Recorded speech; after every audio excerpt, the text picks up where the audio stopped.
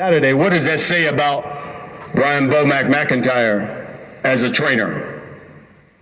Says he got 3 other people helping him. It's funny, y'all, because come on, y'all, be quiet. It's funny, y'all, because ain't no more hiding. You can't hide no more, Derrick. We're gonna find out who the best man is. I respect you for what you've done in the game, but you ain't never went up against me or my staff. That's the only thing been high. So you remember something? What? Tell me what I got. We've been here before. So you trying to get there? No. All right. Wait. I can tell you how it is to be undisputed. You can't tell me shit. Sit back and watch this. Sit back and watch this. I promise you something. Hey man, listen man. They gotta make a new weight for you. Super heavyweight. The fuck you talking about? We know all that shit you talking don't mean nothing. It don't mean nothing. I can bump my guns at you, and you can bump your guns at me. But at the end of the day, them 2 brothers got to get in the ring. That's right. All right, then. So shut the fuck up. Yes, ma'am. This is going to be one heck of... What it do? It's 903 Boxing. I'm your host, Charles J. Say, man, shout out to my audience. Shout out to those that's rocking with me. And yeah, we back in the kitchen. There's a whole lot of goddamn sauce in this pot, man. Let's get to the shit. Coach Bomac, Brian McIntyre, he outcoached Derrick James last night. And Terrence Crawford outclassed Spence. I said in my post-fight thoughts, I talked about it a little briefly. I just really want to get into it. Yeah, I had to run that back. Just a little reminder. Just want to make something very clear before I get into this, because I'm finna do a whole lot of critiquing. But I just want to make some shit very clear. Derrick James is a very good trainer. I think he's done a great job. He's a very, very good trainer. I don't think he was exposed as a trainer. I think he must learn from this lesson that he just learned. Because I just want to make some shit very clear. Spence was surprised. But there was nobody, and Spence fans were surprised. I was surprised. Listen, nope. Derrick James was shocked last night. Derrick James was shocked.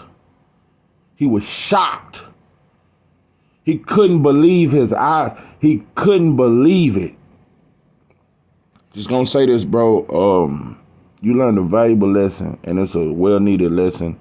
I think it'll make you an even better trainer. Derrick James is already a Hall of Fame trainer. The shit is not capped. I would never get on this motherfucker and try to make it like Derrick James, he just overrated. He is not no overrated trainer. He's not no overrated trainer, bro. But Bomac was slicker. Bomac came up with a game plan. Before I get to Bomac's game plan, I just got to critique what I disagree about with Derrick James, how he handled this fight. I'm going to tell you something, bro. You handled this fight like Spence was fighting Ugas. Because that's how he came out. You treated this like it was just him fighting Ugas or Danny or some shit. Nah, bro, this shit was different. I think you just prepared Spence to be in real good physical shape and to be strong.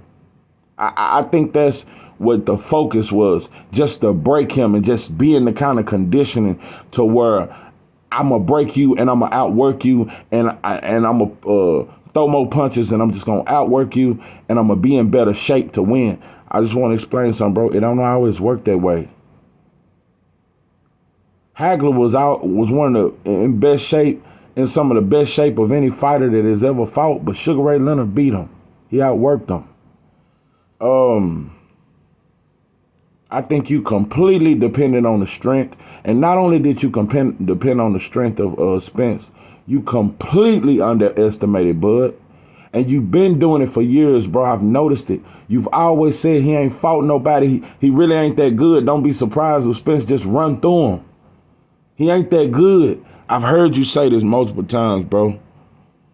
You have discredited Bud a lot. Now, Spencer's always gave Bud credit. Now, he throw up the resume at times, but he's always said Bud can fight. But I'm telling you, the seed that was sowed, bro, it goes into the mind of a fighter. I think that's the worst thing. Your biggest mistake was you didn't prepare him mentally for Bud. Bud was prepared mentally, physically, spiritually, all that for Spence. He studied Spence. Let me tell you something, bro. I said this in my prediction. I said, I know Spence. And I got Spence figured out, but Bud is unpredictable. That was why I picked Bud to win. I said, Bud is too unpredictable. I don't have, and to this day, in my wilder voice, to this day, I still don't got Bud figured out, bro. He's unpredictable. It ain't too many fighters that has ever fought in boxing that's unpredictable. Everybody got a signature punch or a signature shit they do. He do certain shit, but he always get the knockout in a different way. He never throw the same punch, bro. It ain't always a straight left. It ain't always a left hook. He unpredictable, and his reflexes are unpredictable. You didn't prepare him for none of that. You didn't prepare, and listen, bro. You didn't prepare Spence for the punching power of Bud. I think you really thought that shit was cap. I really think you thought, let me tell you something, bro. It's a lot of fighters that had great conditioning. Holyfield was one of the greatest conditioned fighters ever.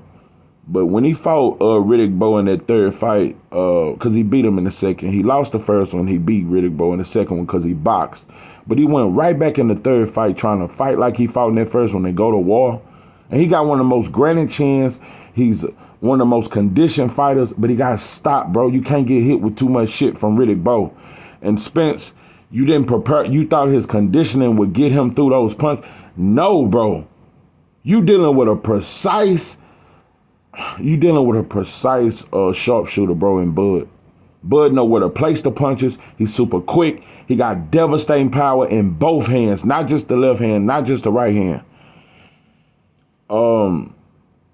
And this right here, this is what made me drop my blunt while it was lit. This is one of my greatest disappointments. You didn't prepare him for the power of Bud. You didn't respect Bud resume and him enough as a fighter. You respect him, bro, but not enough. You should have treated this training camp like we fighting the best fighter in the world. You didn't train him like that because you never said Bud was the best fighter in the world, and I don't think you thought that. You didn't think Bud was the best. You didn't train Spence like he was fighting the best fighter, bro. Spence was supposed to be way more cautious. You can't just aggressively walk Bud down like that, bro. He was not cautious. And the most telling thing, you didn't prepare Spence for the jab of Bud, because Bud always had a good jab, but it was great last night. You didn't prepare him for that, and most of all, you didn't prepare Spence for the southpaw stance. I've been thinking about this the whole build up to the fight. I was like, but I thought Bud would come out orthodox and mid rounds he turned southpaw. Bud fought the entire fight from a southpaw stance. That shocked Derrick James, and it shocked Spence. They was not prepared for it. Let me tell you something, bro. This is what makes Bud the great of all greats. Yeah, he's the top 5 welterweight of all time. He's top 10, in my opinion, of all time. He's a top 10 great of all time. He's on my top 10 greatest of all time list. And those are facts. But what makes him up there with the Floyds and Sugar Ray Leonards, Bud's preparation for fights is different from any fighter in boxing. Better than Wars, his preparation is different. The way he prepare and study you. He got Spence completely figured out. This is why I wanted Spence to do something different. I didn't want you fighting the same walk down the jab. That style wasn't going to work. That's why I said that. I wanted to see different shit. And another thing, I didn't like it that you didn't throw your short shots. You kept throwing the looping lefts. Bud kept catching it he had the high guard the whole fight. You couldn't get around his guard. And when you went to the body, he would counter you. You didn't throw the straight left enough either. But you didn't try to, and I'm going to tell you another thing, and I said this, and I knew this. I already knew it was two things that would shock Spence. I knew Bud was strong, and I knew Spence wasn't prepared for the strength of Bud. And also, what was the other thing? I knew that Bud had had an underrated inside game. I knew Bud's inside game would shock Spence. Bud is more dangerous than Spence on the inside. Spence is good with the hooks to the body, but Bud's counters when you're on the inside is dangerous. That's how he caught Sean Porter. Bud is actually more dangerous on the inside. He's more dangerous mid-range. I think Spence should have fought him from the outside. Using the jab, moving, catching him when you can and shit like that, and catching him slipping. Letting him get comfortable walking forward and catch him with his guard down. Catch him in between his shots. The style of walking Bud down would never work. That style won't work. That style won't work. And so, like I said, the preparation was wrong. Derrick, I hope you respect him now. I knew you respected him before, but to this level, bro, Bud is an all-time great. He one of the best fighters. He just as good as Floyd to me. I can't say he better. I still got to see a few more things. Bud is on that level. Bud is on Floyd's level. He's on Floyd's level. He's much better than Zab. He's much better than Shane Mosley. He's much better than Oscar De La Hoya. None of them dudes would have been able to fuck with Bud. He would have stopped Felix Trinidad. I'm just telling you, bro, this dude's special. He's up there with Pernell Whitaker, Floyd, Sugar Ray Leonard, Hearns, Hagler. He's on that level, bro. And I still got Spence as a top 20 of all time. I got him in my top 20. And depending on how his career can go, if he bounced back right, I could see him in my top 15 of all time. Spence still a great fighter, bro. Also,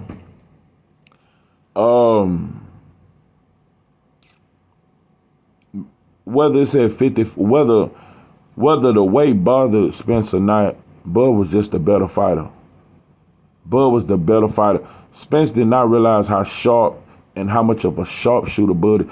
Spence or Derrick James did not. They underestimated the pinpoint accuracy of Bud's punches. That's why you can't come in with your head down, leaning in like that.